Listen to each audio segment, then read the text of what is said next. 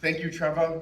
Thank you, Rose, for helping organize this. Lake County Dems, terrific blue gala. Thank you again.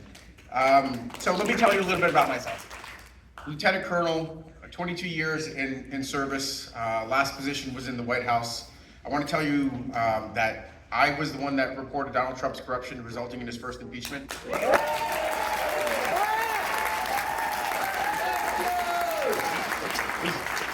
He was my commander-in-chief, so I'd like to explain a little bit about that.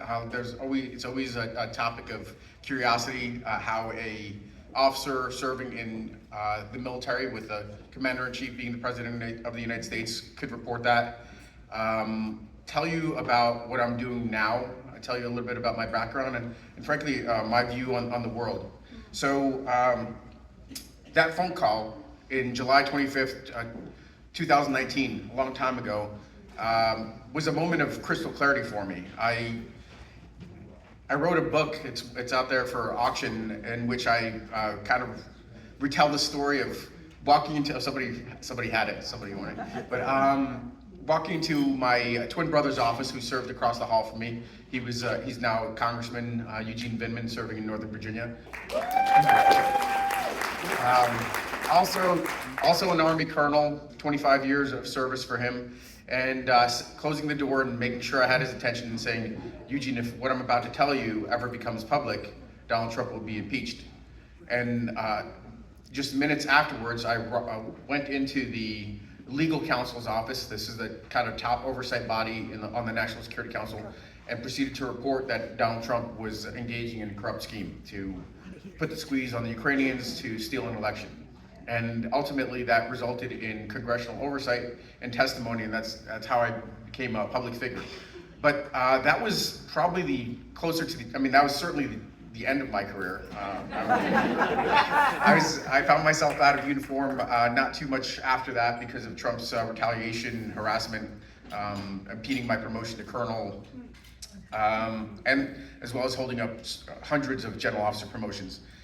But for me, that was the end of a career in which I had deployed in combat, served in overseas assignments in Ukraine, in Moscow, Russia. At the Pentagon, I drafted the national strategy for contending with Russia as a threat actor, and ultimately came to the National Security Council in the lofty position of a director, which, while I was getting paid as a lieutenant colonel, made me the equivalent of a 3-star. I was convening deputy assistant secretaries to help develop, synchronize, organized policy for the countries in my portfolio, which were basically the entirety of Eastern Europe, Russia, and a bunch of other places. So to me, it was crystal clear that Donald Trump was setting us on a more dangerous course. 2019 would put us 5 years into this war between Russia and Ukraine that started in 2014, and that Trump was encouraging Putin to be aggressive, and it didn't take that much longer. Just a short time later, Donald Trump set the signals that the Republican Party wasn't going to be there, was not going to challenge Putin's full-scale war on Russia. And that was a major factor. But to me, it was crystal clear that I needed to do something to make sure that we changed course. It also was crystal clear that Donald Trump was using his influence to put the squeeze on a country at war, and in so doing, try to fabricate a investigation into Joe Biden, who is then going to be this is 2019, who's going to be the chief rival going into the 2020 election. And that was not going to happen on my watch. I had sworn an oath to support and defend the Constitution of the United States against enemies, foreign and domestic. So.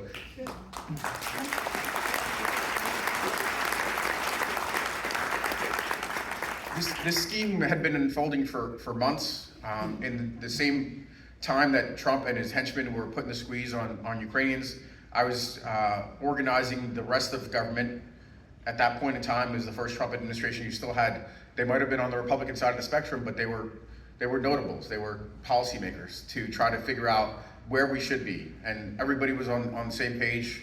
We needed to bolster Ukraine to make sure that they didn't look like an easy target for Russia. We needed to make sure that we countered Russia's aggressive moves through that portion of the world. So that phone call occurred on I think it was a Thursday, the 25th. On Friday, I had I had cabinet officials coming on the record saying we need to support Ukraine. Weeks later, I had a presidential decision memo saying that we need to support Ukraine, that President Trump refused to sign until Congress opened up its investigation and he reversed course. So to me, all this was crystal clear. My obligations squarely in my portfolio that I needed to act, and I didn't put my career first. So that's the background to that moment in our history. I think it also helped that my family came as refugees from the Soviet Union in 1979, and that I had the distinct, or actually a really well-established, grounded view that we did not want our country to end up like some of the countries that I had served in, like Russia, which had a brief moment of democracy, but quickly unraveled into despotism and tyranny. And that my family, having fled from the Soviet Union and being able to partake in the American dream, that had a role to play in order to help us maintain the course, and it's something that I still do today.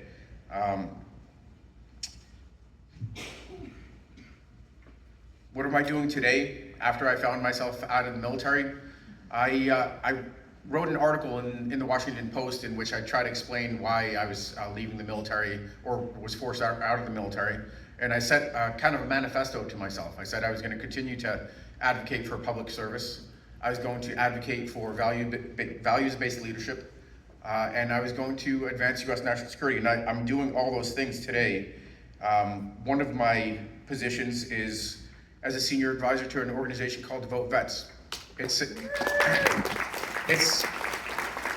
for those of you that are veterans, and I know at least one of them here, Darren McCauley, who's running in Florida 15, excellent candidate. He's a Vote Vets and Vote candidate. Go up to him and talk to him. He's a colonel, flight surgeon, served in the VA for the bulk of his career. Pretty darn terrific candidate for Florida 15, just on the outskirts of Tampa and Central Command and Special Operations Command. So what we do is we help usher in the political careers of scores of candidates. This last go around, when it was a disastrous outcome for the Democratic Party at large, we helped elevate Ruben Gallego from the House to the Senate, Alyssa Slotkin from the House to the Senate, Andy Kim from the House to the Senate, Tammy Duckworth, Jason Crow, Pat Ryan, my twin brother Eugene Vindman are all the beneficiaries of the work that Vote Vets does. In addition to helping win 169 races out of 305 endorsed candidates that we had in that cycle, so much better than half in a very difficult cycle, because veterans outperform in general are really competitive in places in the country that anybody with a D at the end of their name is usually disqualified, is one of the things that I'm really proud to do, help values-based leaders enter into politics and have a political career, a career of service after they hang up the uniform. I also run, thank you.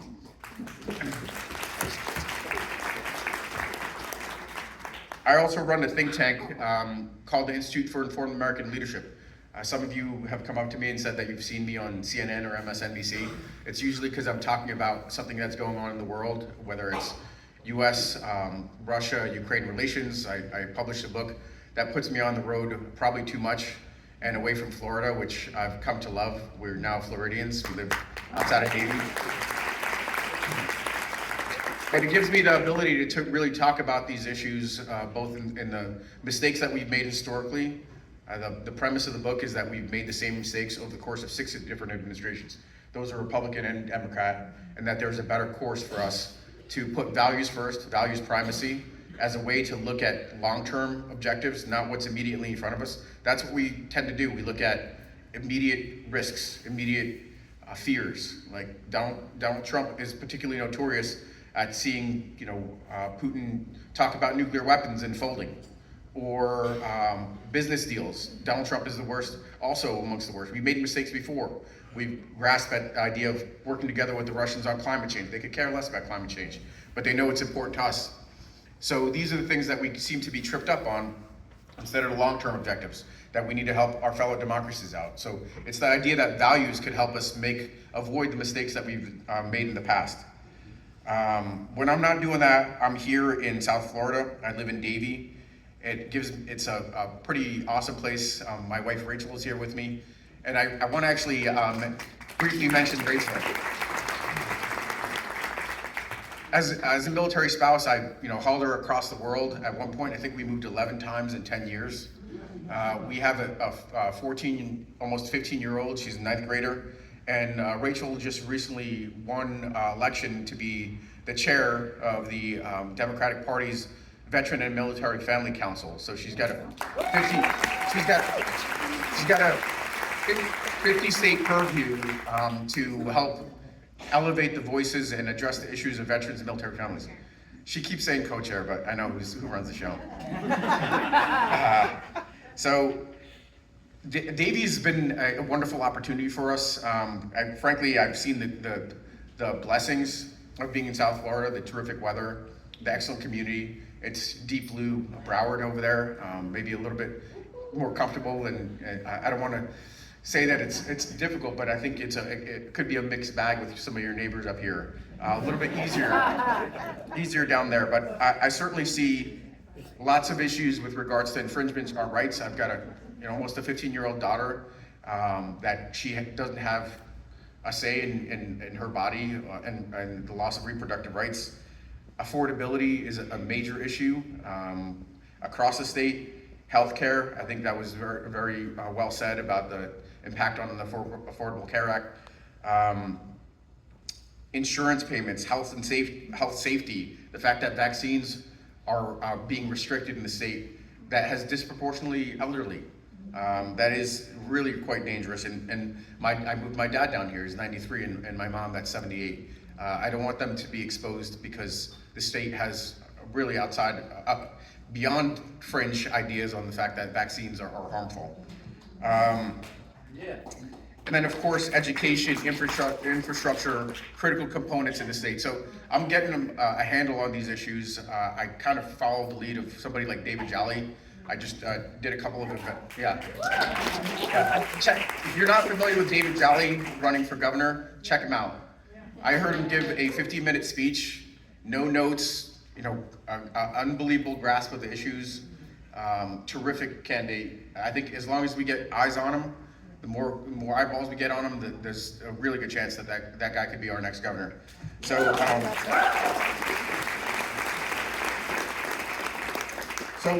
what do I do besides helping get veterans elected, besides my think tank work advocating for policies? I also have a nonprofit to help Ukraine directly. And then when I'm not doing all those things, I participate in some protests. Last week I did two. I did one in Miami, kicked off the Miami protest. And then I wanted to make sure I got double counted, so I went up to Fort Lauderdale and participated in that one too and kicked that one off.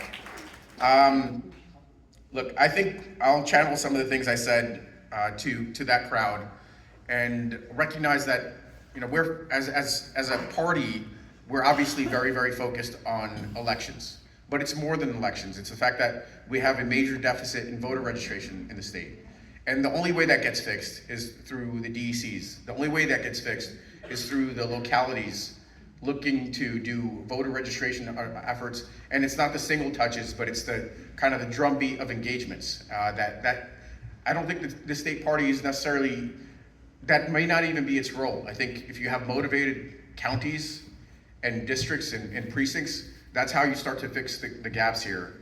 And in addition to that, I think there's another critical role. That is all built towards electoral politics. What struck me about the No Kings protest was the fact that our founding fathers conceived of the First Amendment with a specific intent in mind. They were in a context of a revolution. And for them, they recognized that when the state turns to tyranny, we have one recourse outside of elections, and that's to show up and protest and make sure our voices are heard. So I think That's something that my organization, Vote Vets, is going to probably get more involved in. We have the ability to touch millions of veterans across the country. I think it's something that, as an action item, I think that's something that all the local parties should be very, very focused on. Are you happy with where things are going? If you're not, your opportunity to make your voice heard is to protest and to show up for your community, show up for your fellow citizens, whatever the issue might be. So it was a point of pride to be able to participate in those. I think that our country is in a very difficult place right now. I spent a significant portion of my career studying and the challenge of facing off against Russia, a great power, a major adversary, and understanding how even in their brief moment towards democracy, things could quickly unravel. I mean, within a generation, our democracy could be lost. So certainly this election, 2025, is going to be critical. It might not, I know we have a special election here. We are very, very laser focused on the 2 gubernatorials, Vote Vets. Those candidates, Mikey Sherrill in New Jersey and Abigail Spanberger in Virginia, those are part of our 2018 class. Those have to be absolutely decisive wins. Because what ends up happening is the message we want to send to those Republicans is you could be comfortable in your R+4, R+5 seat, but that's not going to keep you safe because the American public is going to reject you, reject your rubber stamp on Trump policies, and we're going to take back this country. We're going to take it back in 2026. We're going to take back the White House in 2028, and part of that story is going to be Florida, and part of that story is going to be the Lake County Democrats. Thank you, Lake County Democrats. Keep up the fight.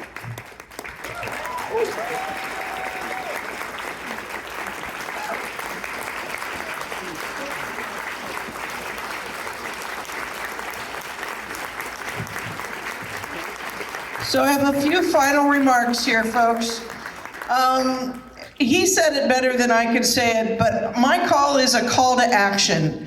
If you're not engaged in one of these great clubs that we have here in Lake County or in Sumter County or the Villages Democratic Club, think about stepping out and doing that. If you're not engaged in donating to a candidate, I don't care if it's $5 or your time, do it. Think about doing that. The time to sit back and hope democracy works has passed. The time for action is now. In 2025, not 2026, in 2025. If you can help Brian Bain in Claremont make some phone calls to some people we haven't reached, do that. If you live in Groveland, you have a candidate in Groveland. If you live in Mascot, you have a candidate in Mascot.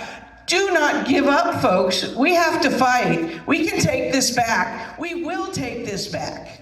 You know, Barbie alluded to how many Democrats we got out at the last election. And I've had the opportunity to talk to David Jolly 3 times this year already. And I told David Jolly that we got 92.5% of the Democratic voters out to the polls in just last November.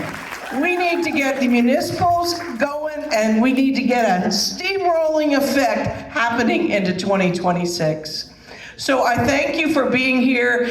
Alexander has graciously agreed to stay for anybody who would like to get their picture made with them. I'm keeping you up here because you can stand there. If you want to get your picture, start on this side. We're going to go that side. And I thank you very much. This is concluding our program tonight. Thank you for being here. Safe travels home.